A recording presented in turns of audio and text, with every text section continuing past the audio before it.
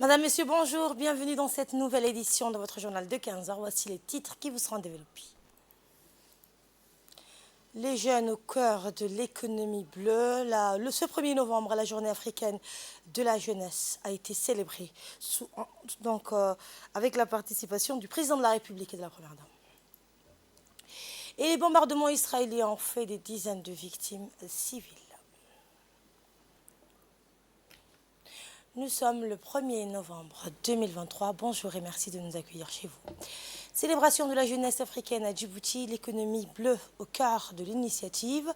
À Djibouti, sous la houlette du président de la République, Ismaël Omar Guelleh, le Palais du Peuple a été le théâtre d'une grande célébration marquant la journée nationale et africaine de la jeunesse. Placée sous le thème « Initiative jeunesse en économie bleue », cette journée a mis en lumière la vitalité, la créativité et le potentiel immense des jeunes générations en faveur de l'économie bleue qui englobe toutes les activités liées aux océans et aux ressources marines, clés pour la durabilité environnementale et économique. Les jeunes jouent un rôle essentiel dans la promotion de cette vision d'un avenir plus durable où les océans sont utilisés de manière responsable et intelligente. Ils sont souvent à l'avant-garde de l'innovation, développant de nouvelles technologies et des idées innovatrices pour une utilisation durable des ressources marines telles que des systèmes de pêche plus efficaces, des énergies renouvelables marines ou des pratiques de tourisme respectueuses de l'environnement. Cette cérémonie a mis en avant non seulement les contributions des jeunes dans divers domaines, mais a également souligné l'autonomisation des jeunes en reconnaissant leur rôle crucial dans la préservation de la biodiversité et la réalisation des objectifs de développement durable au niveau national et continental. À son arrivée, le président de la République, accompagné de la première dame et présidente de l'Union nationale des femmes djiboutiennes, Mme Khadra Mohamed Haïd, a été chaleureusement accueilli par le Premier ministre Abdelkader Kamel Mohamed, la ministre de la Culture, de Mme Hibo Moumen Assoui, ainsi que plusieurs hauts responsables. La Journée nationale et africaine de la jeunesse permet chaque année de promouvoir la reconnaissance des jeunes en tant qu'acteurs clés pour le changement social. C'est l'occasion de célébrer leur rôle prépondérant dans divers secteurs tels que l'énergie, la politique et l'économie, contribuant ainsi à renforcer les efforts en vue de réaliser le développement durable tant au niveau national qu'au sein du continent africain. Cet événement riche et varié, marqué par la diversité des cultures, a permis de mettre en avant des notions telles que le patriotisme, le civisme, la solidarité et l'union nationale. Djibouti, donc, en tant que pays modèle dans la promotion de l'économie bleue, a ainsi souligné son engagement en faveur d'un avenir plus durable où les jeunes sont les piliers du progrès et du changement positif. Lors de cette journée, le président de la République et la première dame ont visité les différentes expositions et stands des jeunes. Le Maroc a été donc invité pour prendre part à cette journée, pour exposer des travaux tels que des tableaux représentant la culture et l'art marocain. Eh bien, ces jeunes générations ont eu l'opportunité de présenter leurs talents, leurs projets et leurs idées innovantes en faveur de la promotion des biodiversités marines qui est devenue un enjeu clé pour la préservation de notre planète et la prospérité économique. Les jeunes, en tant que moteurs du changement et de l'innovation, jouent un rôle crucial dans la promotion de solutions novatrices pour un avenir plus bleu et plus durable. L'événement a offert une vitrine pour la créativité et l'ingéniosité des jeunes tout en mettant en lumière des solutions novatrices aux défis que connaît la biodiversité marine. L'économie bleue englobe un large éventail de secteurs, notamment la pêche durable, l'aquaculture, le tourisme côtier, la recherche océanographique, les énergies renouvelables marines et bien d'autres. Objectif, concilier l'utilisation des ressources marines avec leur conservation afin de garantir un avenir prospère et durable pour les générations à venir. Ces expositions donc a visité le chef de l'État et la première dame était une source inestimable d'inspiration pour les jeunes. Ces expositions ont reflété les pleins potentiels de la jeunesse pour l'innovation et la créativité, qui est un moteur clé des résolutions aux défis auxquels notre société est confrontée. La visite de différentes expositions de la Journée africaine de la jeunesse est une expérience enrichissante qui a célébré la jeunesse en tant que force motrice du changement et de l'innovation. L'exposition des jeunes en faveur de l'économie bleue est bien plus qu'une vitrine des talents et des idées des jeunes.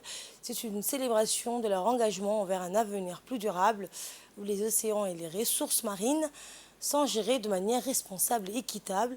Les jeunes sont les pionniers de l'économie bleue de demain et leur créativité et leur passion sont des atouts inestimables pour préserver notre planète.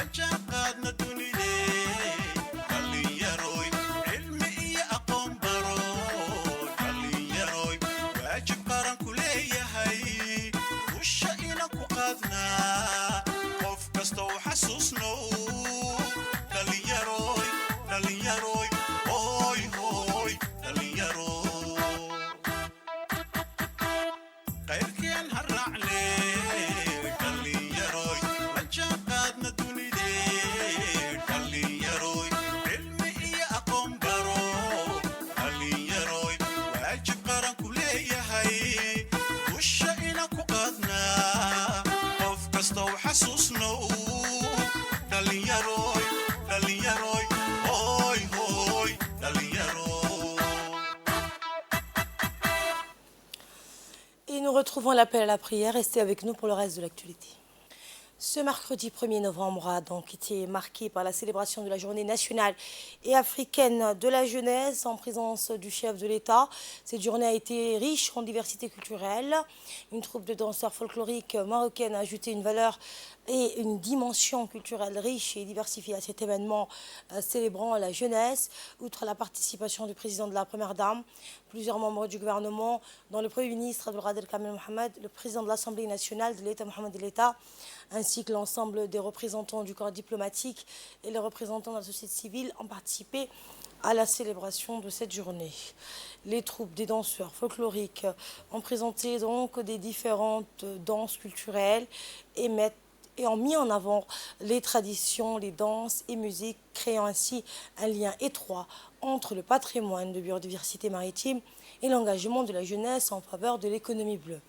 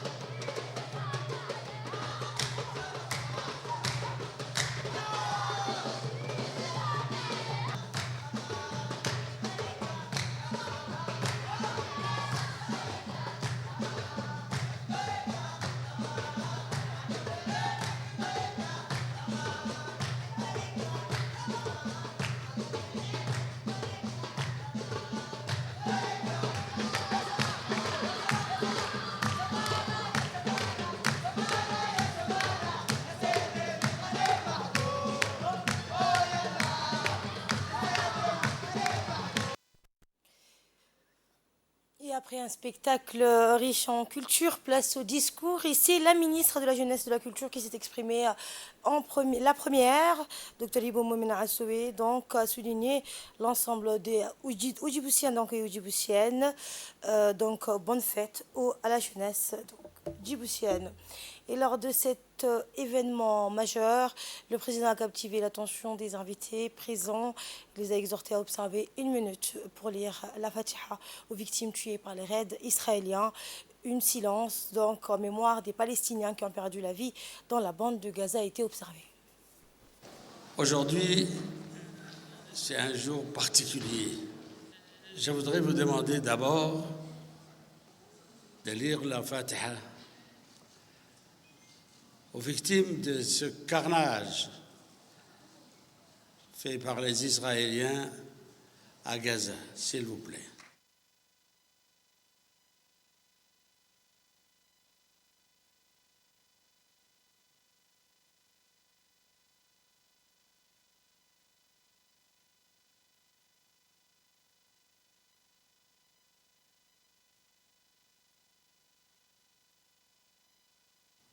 Merci. Et toujours lors de son discours en cette journée marquant la célébration de la journée africaine et nationale, le chef de l'État évoquant donc toujours la situation à Gaza a rendu un vibrant hommage aux Palestiniens. Filistiin way guulaysanaysaa ummadeenna islaamkuna waan guulaysanaynaa hoog waxaa leh dadka bani aadamka ah guryahoogii kuwa ugu tagaya ee taankii qaatay ee diyaarad qaatay ee markab keenay ee u aabadayeynin maxaa yeelay dhulkaygii baan joogaa buu leeyahay kama tagaya buu leeyahay waan xoraysanayaa buu leeyahay inuu xoraysto dhiigga ku daadanayaayna xaq weeye intaa iyo in la eg hadduu soo keenana iyo in ka badanba hadduu keenana subuudkii halkiibuu joogaa shacbigiina halkiibuu joogaa dagaalkuna halkaabuu ka soconaya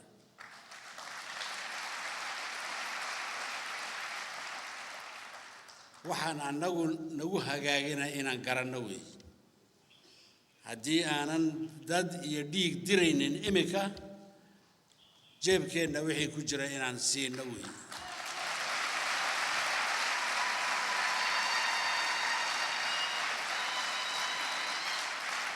inay ogaadaan weeye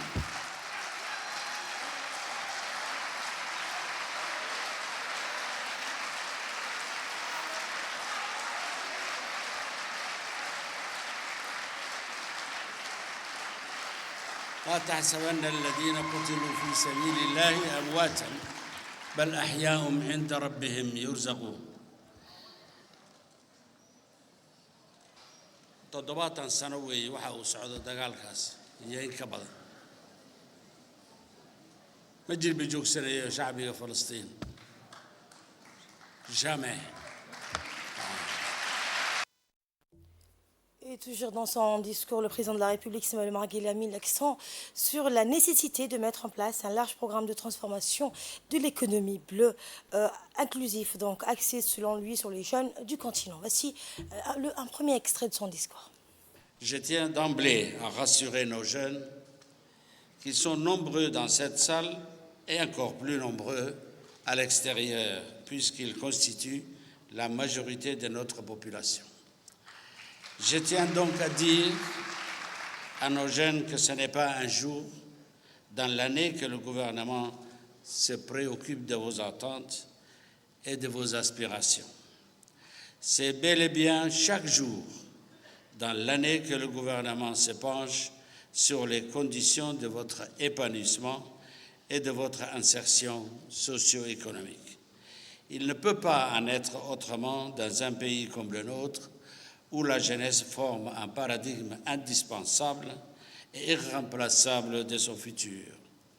Il ne peut pas en être autrement dans un pays comme le nôtre, où la jeunesse est son atout majeur pour sa croissance et son développement.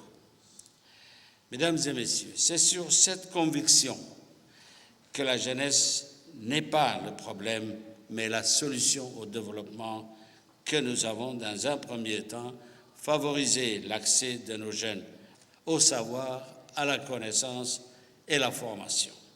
C'est en effet une grande réussite pour notre pays que d'avoir dépassé le modèle d'une éducation qui, faute de capacité d'accueil, privait une majorité de jeunes de leur droit à une formation diplômante. Rappelons-nous que ce qui semble être une évidence aujourd'hui ne l'était pas toujours. Le rôle du gouvernement, ce n'est pas de regarder dans le rétroviseur. Son rôle est de conduire le pays sur la route du développement. En se confrontant aux nouveaux défis, en analysant les nouveaux enjeux, le gouvernement doit asseoir sa crédibilité et son efficacité sur une réponse politique adaptée à ces nouveaux défis et à ces nouveaux enjeux. Il s'agit évidemment de passer à une étape supérieure. Il s'agit de créer un écosystème qui permette l'insertion socio-économique de ces jeunes qui ont aujourd'hui une formation, mais aussi de ceux et celles qui n'ont pas eu la chance de terminer leur formation.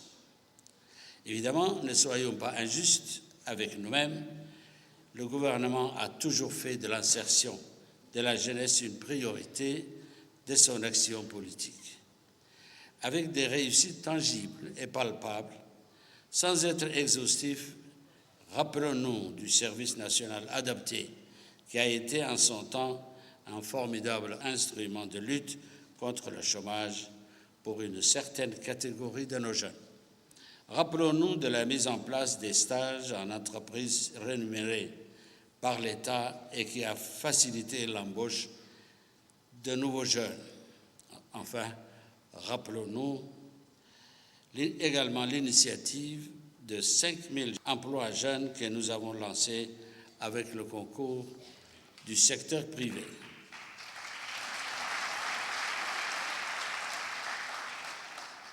Et le gouvernement ne baisse pas les bras face au fléau du chômage qui terrasse nos jeunes. Mais nous devons avoir l'honnêteté de reconnaître qu'il n'y a pas de recette magique face à cette situation. Nous devons être lucides pour constater que l'employabilité des jeunes s'insère dans un contexte plus général de compétitivité, de diversification et d'innovation. Voilà, à mon sens, les 3 piliers sur lesquels doit se projeter notre politique d'emploi pour nos jeunes. Il s'agit donc d'une occasion pour célébrer la jeunesse du continent, d'une opportunité de mettre à profit la motivation, l'énergie et la créativité des jeunes au service d'un renouveau politique, économique et social. Réécoutons le chef de l'État.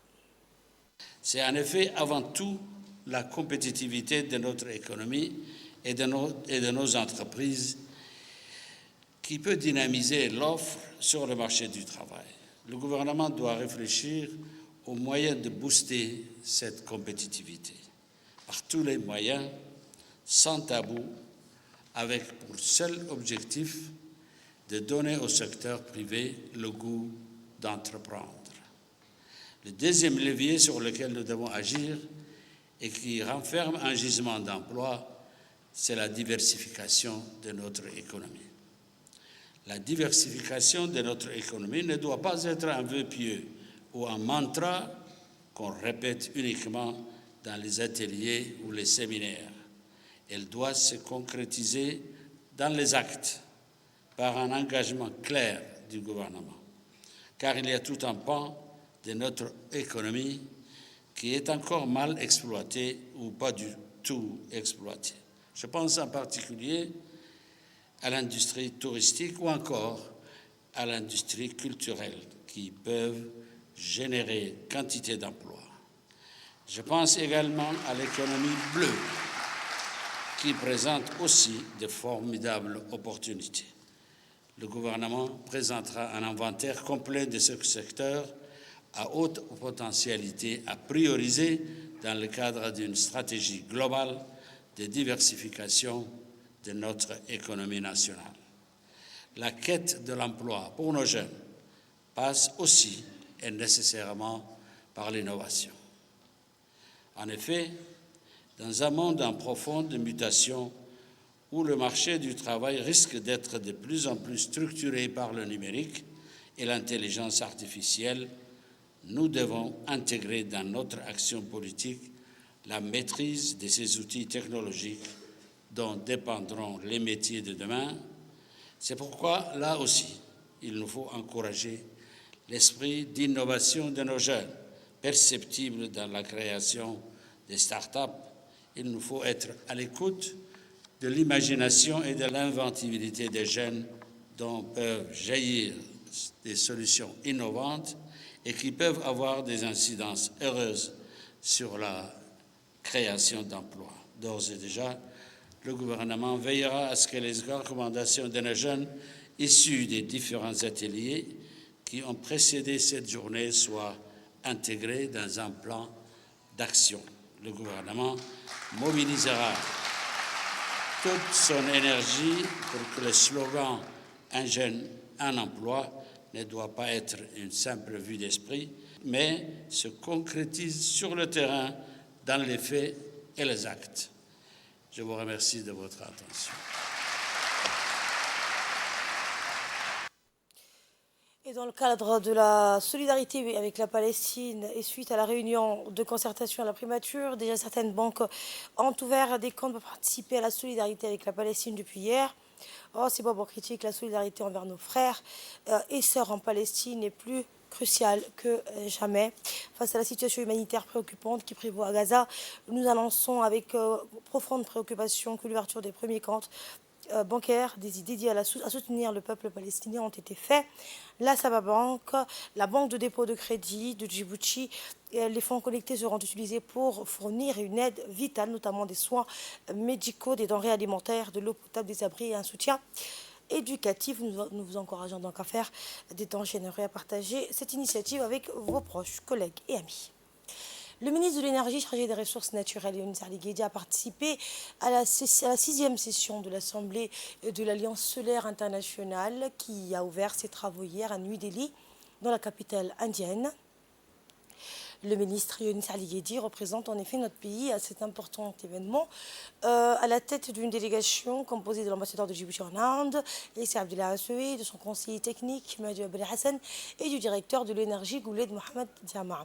Ce rendez-vous incontournable des acteurs et des décideurs clés de la filière solaire mondiale a réuni des centaines de participants et d'invités spéciaux venus de 4 coins du monde et comprenant entre autres donc des ministres de l'énergie des 110 pays membres et signataires de l'ISA, des dirigeants des institutions internationales, des représentants des organisations régionales et nationales intervenant dans le secteur de l'énergie, des experts, des investisseurs, ainsi que des dirigeants d'entreprises. Le ministre de l'Énergie a, dans une allocution prononcée à cette occasion, mis l'accent sur l'importance de mettre en œuvre une coopération fructueuse entre les pays membres de l'ISA afin de réussir le déploiement de l'énergie solaire dans le monde en général et dans notre pays en particulier. Également dans l'actualité, l'ANSI donc a clôturé à l'ombre des luxueux murs du Sheraton Hotel à Djibouti. C'est clôturé la semaine nationale de la cybersécurité orchestrée par l'Agence nationale des systèmes d'information de l'État. Ce rendez-vous s'est déroulé du 26 au 31 octobre et autant vous le dire, il y avait de l'intelligence artificielle dans l'air. Sous le regard bienveillant de Almis Mohamed Abdillahi, secrétaire général du gouvernement, les débats ont tourné autour du thème intelligence artificielle alliée de la cybersécurité, les principes généreux de l'IA, ses opportunités en Afrique et à Djibouti. Autant vous dire que l'intelligence était au rendez-vous. Les têtes pensantes du ministère de la Communication, des Postes et des Télécommunications se sont bousculées au Sheraton Hotel, tout comme le directeur général de l'ANSI, Moustapha Mohamed Smail, et d'autres pontes du secteur. On avait aperçu des représentantes du ministère de la Femme et de la Famille, du ministère de l'Éducation nationale, du PNUD et même de la BCIMR, les femmes, l'éducation et les banquiers, tout un cocktail pour une semaine de cyber. Au programme de la semaine, des discussions et encore des discussions. Des experts nationaux et internationaux ont fait valoir leur expertise, expliquant à qui voulait bien les écouter les méfaits de la cybercriminalité et les recettes pour y remédier. Pourtant, la question subsiste, que diable faisait l'intelligence artificielle au milieu de tout ça? Les échanges ont aussi permis à la crème de la cybersécurité du secteur privé et des administrations publiques de se congratuler, de partager des astuces et de renforcer leurs liens, tout cela sous la houlette de l'ANSSI. Écoutons un extrait du discours du secrétaire général du gouvernement. Réaction donc on aura dans nos prochaines éditions. Djibouti et l'Égypte concluent un partenariat stratégique pour la réalisation du 3e recensement général de la population et de l'habitat. Une importante délégation du ministère de l'économie et des finances de la République de Djibouti, conduite par la ministre déléguée en charge de l'investissement et du développement du secteur privé, Safia Mohamed Ali, s'est rendue hier au Caire pour la signature d'un protocole d'accord avec le ministère de la planification et du développement économique de la République arabe d'Égypte, avec l'étroite collaboration de la Commission économique et sociale des Nations unies pour l'Asie occidentale dans le cadre de la mise en œuvre du 3e recensement général de la population et de l'habitat. Cet accord revêt une importance capitale pour les deux pays frères car il ouvre la voie à une coopération plus étroite dans le domaine des statistiques et plus particulièrement dans la mise en œuvre réussie du recensement numérisé, garantissant ainsi une précision accrue et la collecte de données de haute qualité qui contribueront de manière significative à façonner un avenir économique et social plus radieux pour notre pays. L'accord a été signé par le directeur général de l'Institut de la statistique de Djibouti, le docteur Ibrahim Abdi Hadi, et son homologue, le général Khairat Barakad, directeur général de l'Agence centrale pour la mobilisation publique et les statistiques. Ce partenariat reflète l'engagement de Djibouti à l'égard de la collecte de données de haute qualité et contribuera à façonner un avenir prospère et durable pour Djibouti en s'appuyant sur des données précises et actualisées. La Commission nationale indépendante pour la prévention et la lutte contre la corruption, dirigée par Mme Badria Zakaria Cheikh Ibrahim, a signé un protocole d'accord avec l'instance nationale de la probité, de la prévention et de la lutte contre la corruption au Royaume du Maroc, représentée par M. Mohamed Bachir Rachdi lors d'une visite officielle à Rabat le 26 octobre dernier. L'objectif de cette collaboration est de renforcer leurs efforts communs dans la prévention et la lutte contre la corruption en se basant sur des principes d'amitié, d'avantages mutuels et dans le respect des lois internationales et nationales. Après la visite, la présidente de la Commission nationale indépendante de la prévention et la lutte contre la corruption a exprimé sa gratitude pour l'accueil chaleureux et l'hospitalité offerte par l'instance nationale de la probité, de la prévention contre la corruption du Royaume du Maroc.